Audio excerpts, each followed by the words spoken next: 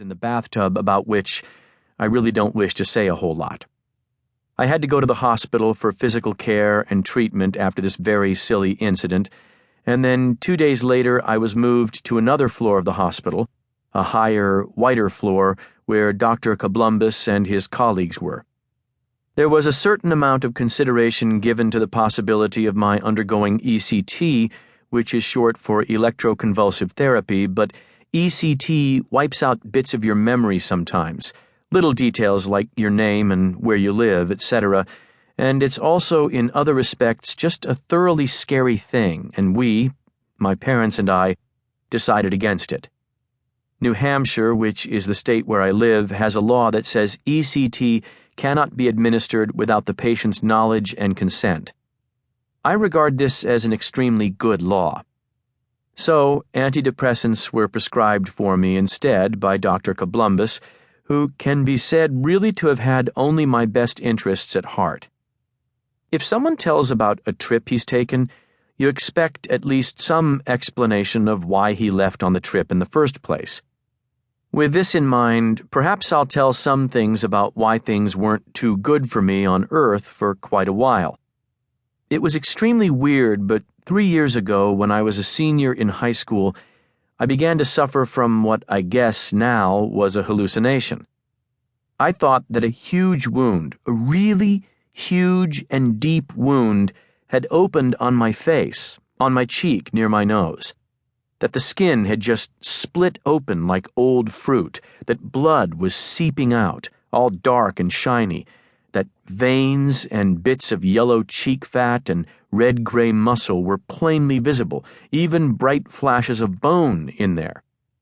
Whenever I'd look in the mirror, there it would be, that wound, and I could feel the twitch of the exposed muscle and the heat of the blood on my cheek all the time.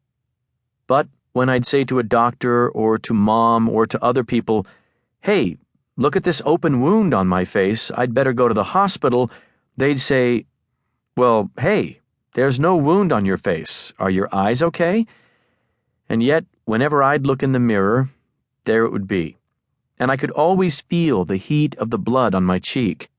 And when I'd feel with my hand, my fingers would sink in there really deep into what felt like hot gelatin with bones and ropes and stuff in it. And it seemed like everyone was always looking at it. They'd seem to stare at me really funny, and I'd think, "Oh God, I'm really making them sick. They see it. I've got to hide. Get me out of here." But they were probably only staring because I looked all scared and in pain and kept my hand to my face and was staggering like I was drunk all over the place all the time. But at the time it seemed so real. Weird, weird, weird.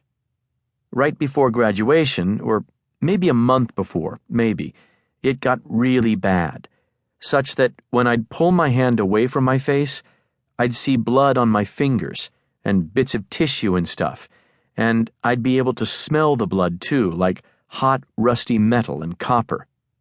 So, one night when my parents were out somewhere, I took a needle and some thread and tried to sew up the wound myself. It hurt a lot to do this because I didn't have any anesthetic, of course.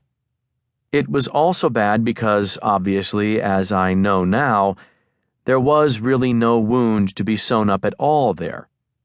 Mom and Dad were less than pleased when they came home and found me all bloody for real and with a whole lot of jagged, unprofessional stitches of lovely bright orange carpet thread in my face.